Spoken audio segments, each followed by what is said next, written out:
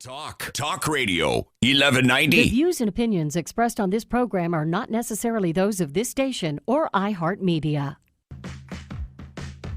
From the fast action of the trading pit to the power brokers making the headlines, you'll hear it all on the Traders Network Show with your host, Michael Yorba. All right. Michael interviews the front page titans about the latest in trading tools and market trends in stocks, commodities, bonds, forex, and derivatives. The Traders Network helps you stay ahead of the curve and delivers tomorrow's trade today. Now, here's your host, Michael Yorba. Welcome back to the Traders Network. I'm Michael Yorba, your host. Thanks for joining us, broadcasting to you live from the Dallas KFXR 1190 AM iHeart Media Studios and worldwide through yorbamedia.com. All right, I'm joined on this segment with John Nichols, chairman of Vistage International. This gentleman has got accolades, retirement funding strategist, public speaker, sales trainer, sales manager, salesperson recruiter, retreat facilitator, and Vistage chair, CEO, and coach. The people who are your CEOs that you trust to handle your money, look to this gentleman for advice on how to be a better CEO. John, welcome to the show. Thank you very much. My pleasure. I gave a little high-level overview of your background and what you do, but if you could bring us back to you, John, the person of who you are, your background, and we'll get into what your company does in just a second. Sure. Well, years ago in New York City, I was running a company and I was their VP of sales, and we had a kind of an interesting attitude where there were about 8 companies all importing furniture from Europe, and we would kid about who was leading, and my company was the leader for 11 years. At some point, I decided I was tired of doing that, and I left the company, and one of the owners came to me and said, I'd like to have you come and consult us. You've been beating our butts for the last 11 years. I'd like to hear from you. And I said, on one condition, that I put all other companies in the same room. So there were 8 other companies, and I said, I will consult for you and all of them if you'll let me talk to the group. And he said, well, that's crazy. Nobody will listen to you. And I said to you, are you willing to take a chance?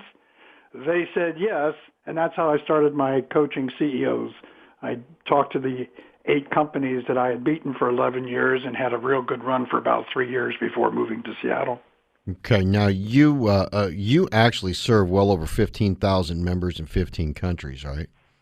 Yes, so Vistage is an organization that has chairs all over the country, and those chairs have groups of anywhere from 8 to 16 men and women who are CEOs, business leaders, and presidents of their company. So I'm a chair in Seattle, Washington that works with some of those groups.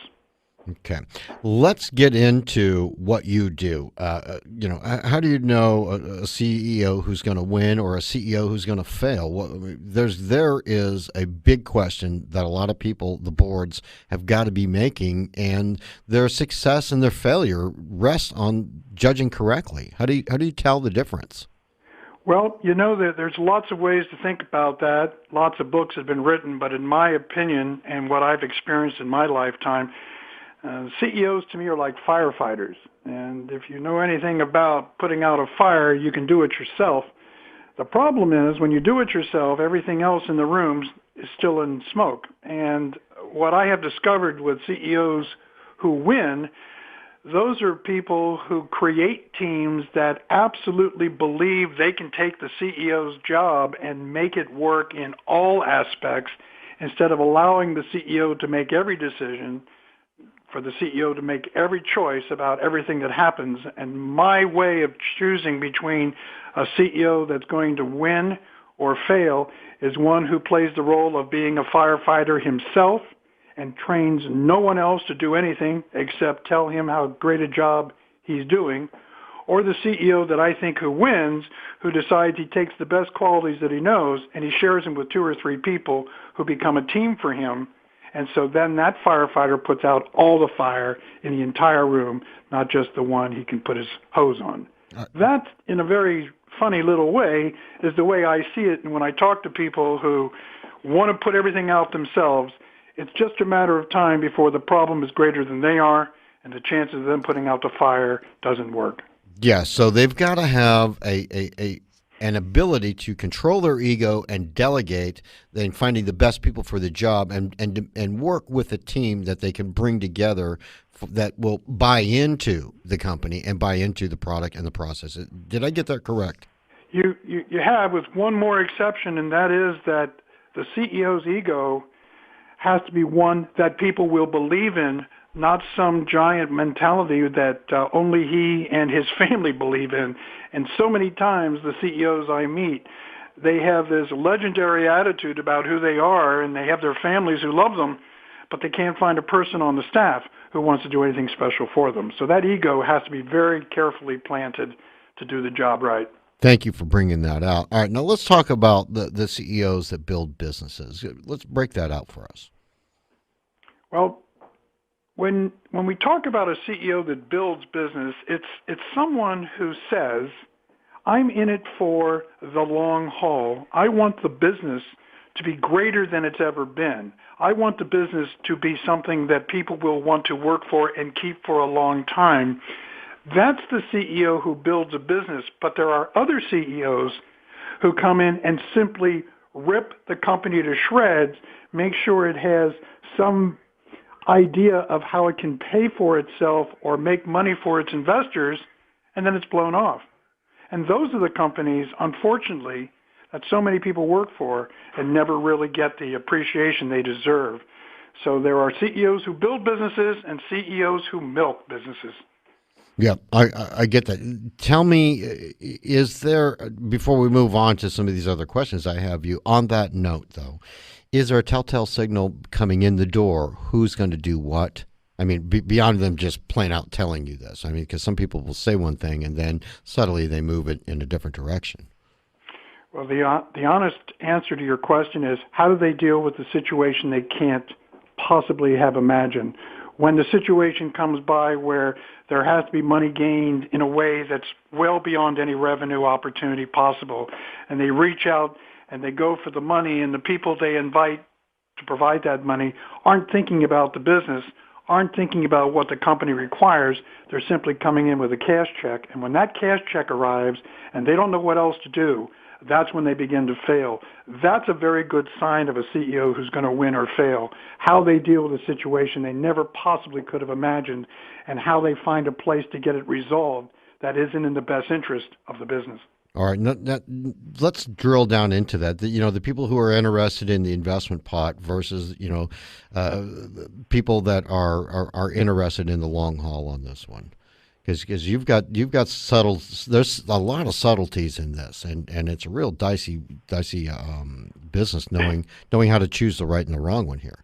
Yes, sometimes it's almost impossible. You take someone who has all the sense about how to raise money and how to use money and even how to attract money, but the ability to attract it to the company for the right reasons is where it fails. And so many times when I'm talking to CEOs about going out to get money or wanting to increase their business in terms of more investors, and I ask them, and what will you do with that revenue? And why will that revenue do something important for the business? The answers aren't very clear. As a matter of fact, the answers have no value whatsoever other than telling everyone there's going to be more money available for the company's financial department. And when that happens, and the kind of people they attract for money, those are the companies that aren't going to win. Those are the CEOs who will fail. That's well put. Well put. Let's do this, John. Let's take a break right now and come back and discuss more of the type of coaching and the things that people need to look at for the leaders for their companies on the other side, okay? Look forward to it. All right, we'll be right back with John Nichols, Chairman, Vistage International, and you can go to the website, vistage.com, and the special thanks going out to 1-800-PublicRelations.com for all their PR and media support. We'll be right back on the other side of this break with John Nichols.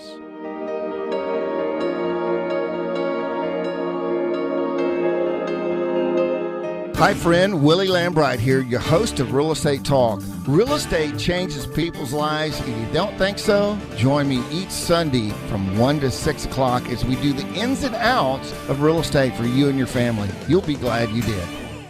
Get ready for an explosive, stunt-filled live-action event. Marvel Universe Live.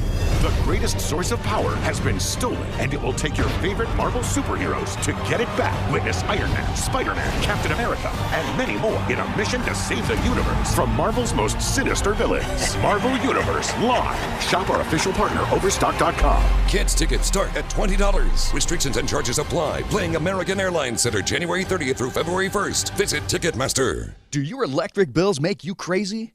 Ready to flip off your electric company and flip on big savings? Call Solar for America during our Solar Insanity Weekend. How about owning your solar power system for zero down, no interest, and up to 12 months, same as cash? Right now, you can go solar and save 62% off what you're paying for electricity. Take your rate all the way down to about 5 cents per kilowatt hour. That's the cheapest power you can buy, and it's not a lease. That means you keep your federal tax credit of 30%. Only 100 systems at these prices and only one weekend. Go to solarforamerica.com. Or call 800-463-9797 to reserve your system. Because once they're gone, they're gone. Solar Insanity reservations are available now. 800-463-9797. 800-463-9797. Flip off your power company and flip on Solar for America. American made and the cheapest power you can buy. 800-463-9797. I'm Dr. James, founder of Diamond Physicians, a concierge medicine practice located in Dallas, Texas. Our Diamond 360 Advanced Physical Exam has been created for people like you who live a high-stress, fast-paced life. Every 40 seconds, someone in the U.S. experiences a life-changing heart attack or debilitating stroke. Negative stress tests and normal cholesterol levels do not exclude you. Half of all fatal heart attacks occur without warning. Diamond goes beyond traditional medicine with the Diamond 360 Advanced Physical Exam. Proven to prevent heart attacks, strokes, and diabetes. Contact Diamond now at 214-395-3491. That's 214-395-3491. Or visit our website at diamondphysicians.com to take the Diamond Challenge. If your Diamond 360 reveals perfect health, receive a full refund. Your loved ones will thank you. Have you heard? Proactive Plus is faster and better than ever. Stay tuned for a $1 million bottle giveaway, and you'll also receive free shipping. With Proactive Plus, your acne can heal, and you can help prevent new breakouts. Don't miss this limited time offer. We're going to let 1 million people try Proactive Plus risk-free and get 2 free gifts, and also receive free shipping when you call right now. Call 800-285-1205. That's 800-285-1205. On today's episode of America's Least Wanted, the home invaders most likely to threaten your family are not human. Cockroaches can spread salmonella and trigger asthma attacks. Termites destroy billions of dollars in property each year. And stinging insects send 500,000 people to emergency rooms. Learn how to protect your family. Arm yourself with the facts at pestworld.org. A public service announcement from the National Pest Management Association.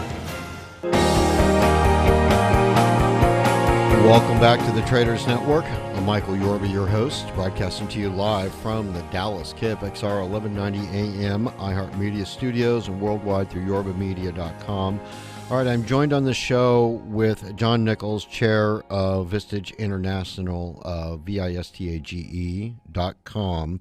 And John, when we were talking on the other segment, we're talking about telltale signals about CEOs who win, who fail, egos, team building, and making the company a better place for not only the employees but the investors and the clients, the customers. But there's other parts of this puzzle here, and some people are short timers, and some people are in it for the long haul. Can we talk about that?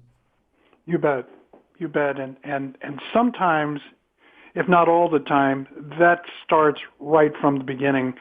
You meet someone who wants to be a CEO, they're in training, they're working for a company, and the first thing you ask them is, where do you want to go, who do you want to work for, and how long do you want to do it? And it's never about how long they want to do it, it's just about getting the opportunity. When you say to them, is this something you want to do for a number of years? Their attitude is, well, I'd like to try for a while and see if I really like it. When you have a person like that who is in the process of becoming a CEO, that short-term mentality shows up in everything they do, with who they hire, the kind of teams they put on place, the kind of relationships they build, the kind of partners they go for. You can feel when a guy's in a short-term basis how he manages the business. With a long-term guy, you feel like they're going to be there forever, and more often than not, that person has come up through a family-owned business or some other kind of business where he's been associated with CEO mentality and believes it's what he wants to do. It's real easy to tell the difference between a guy that's in it for the long term and the short term, and it works in both cases. I've seen short-term CEOs do a great job for a company, do wonderful things, but you have to know what you're looking for when you're hiring that CEO, particularly board of directors. Yeah, I got that. So you've already got to have your goal defined before you go out to find a CEO. You're not just trying to find somebody who can manage the company on the day-to-day and then trust that they're going to take it to where you think it's going to end up. It's got to be clear-cut before you even bring somebody like that in, is what I'm hearing. Absolutely, okay. Positively. And the most important thing about having a CEO in a Vistage group or just a CEO to be working with is the long-term value of that relationship for the company something that is absolutely meaningful to them beyond the paycheck. And you can tell that in the conversations and how they think about their partnerships and how they think about their people. When you visit with a guy that's worked for one of these CEOs and they start to talk about him, it's almost godlike. It's the sort of thing you hear that you hope that every CEO would find from his people. It's so pleasant to hear. And when I'm out looking for a CEO, I'm talking both to their what I call their eternal team, which is nothing more than an executive team, about what they think of the CEO and what he's done for the company. Now, let's talk a little bit about your company, if I may, because I'm looking on your website and I found on your business alliances and partnership page, you've got more than 18,000 chief executives, presidents, business owners, senior executives. Right. Tell us about these people, because and before you do that, I want everybody to know that your average number of sales here for these people is generating some $32 million. That's some pretty good horsepower. Yes. Well, the chairs who create their own groups, they have the right to select any kind of CEOs they want. And there are certain CEOs that fit what Vistage is looking for, and there are CEOs that are beyond what Vistage could ever offer. In a given situation, what's the most important asset to a CEO who joins a Vistage group is a desire to want to learn, not just give back, but wants to learn, and understands that talking about what's on the business versus in the business, if you can't take time out to think about what's important on the business, you'll never be comfortable in Vistage, because what we do is we break you from what you do day in and day out, and we make you think like a visionary. We make you listen to people who have nothing but good advice to give you about making your company better, and that doesn't happen to people who aren't willing to listen. Yeah, I agree with you. That's the first part of in any conversation. If somebody can't listen to you, they really don't care what you're thinking. They're just out for their own agenda. I'm afraid so. Well, it's true. But let me dive deeper into your company, if I may, because I'm looking at the types of groups that you have: CEOs, small business, key executives, trusted advisors, so on. Describe those for us, because this is a whole portfolio a whole menu of variety of portfolios that the companies looking for guidance, looking to use your talents better, can come to you, rely on you, and gain the goals that they're achieving. So please break into that. Sure. For us. So the CEO is, of course, the person who's calling the shots in every way, shape, or form. The small business group is groups of people who have the role of a CEO, but their size of their company is so small that they don't have the kind of teams that CEOs work with. And so we have what we call both a key person and a small business group. The small business group is men and women who run very small organizations, and the key persons group is the VP of sales or the VP of operations. And so what we do is we work on those people at the same time as we work on the CEO, so that when they go back to the organization, that CEO has someone they can talk to. That VP of finance has a CEO that he can talk to, and they're both hearing the same things, but not together. They're always separate, so that there's no mix of difficulty in talking about the truth of what's going on in a company. So that's why there's so many different groups, and it makes total sense for a CEO to send 2 or 3 of their key people to one of our small business or key person group sessions. Let me drive into some of the questions I know are in the back of everybody's head. When you're running your own business, and every business has some kind of a ceiling threshold that is going to take them to a whole other set of problems and a whole other set of opportunities, what are some of the telltale signals that before problems occur and before you get into a place like, oh my gosh, I'm overwhelmed? What are some of the telltale signals that you need to start looking around to bring in another skill set or a group of skill sets to take you, if you want to keep the company going, to take you into a new realm? Well, the first thing you have to ask yourself is, how is the company doing with my current team? You know, many CEOs believe they found the best people possible. But the first time you give to one of your teammates a difficult task and they fail, or they don't do it very well, or you're dissatisfied with it, the first thing you think about is, maybe I have the wrong people on the team, instead of recognizing I don't have the right people on the team. I have the wrong kinds of people in the wrong positions, and so instead of getting what I need from them, they're doing everything they can to make it happen. And a lot of CEOs that I meet, the very first things they think about are, if I have this problem, whether it's true or something imagined, who in my organization can handle it besides me? And can I do it myself? And when the answer to that, more often than not, is no, that's when we go on a hunt with them to help them find someone that can do the job without screwing up the wonderful team they already have in place, but can't do the work required. That's the first thing. Once you understand you don't have the right people, everything else follows. But most CEOs tend to try to do everything with their existing teams and don't find it very successful. Now, we only have about 3 minutes left in the interview, but what are some of the processes that somebody would go through to get the right team members, get the right trusted advisor, get the right CEO, get the right key individual in there? The very first thing has to be, what is going to be the real relevance of this person coming on board? Is this person coming on board to fill a responsibility that somebody has decided the company needs, or is there a revenue expectation that this person can really deliver? And if that revenue expectation is obvious, and that revenue expectation shows that the company is going to be better off as a result, then all of a sudden going for that person, whatever he or she cost, if that person can give the company the revenue expectation it has, that's the most important possibility for adding to a team. And many times, as much as we talk about that very situation, it's never done. Why? I think most of the time people feel like we can do it ourselves. You know, we've been through everything on earth. We can do everything ourselves. We can just get some consultant help, or we can get somebody to talk to us. The truth of the matter is, for revenue expectation that makes a difference in a company, you have to find the right person at the right time to do it. And until you do that, you're kidding yourself. You're not being a fireman who's using his team. You're trying to put it out with a hose.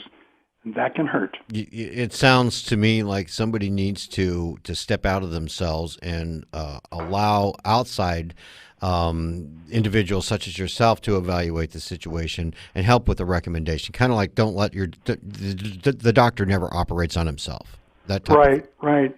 And the respect that Vistage has for CEOs is enormous.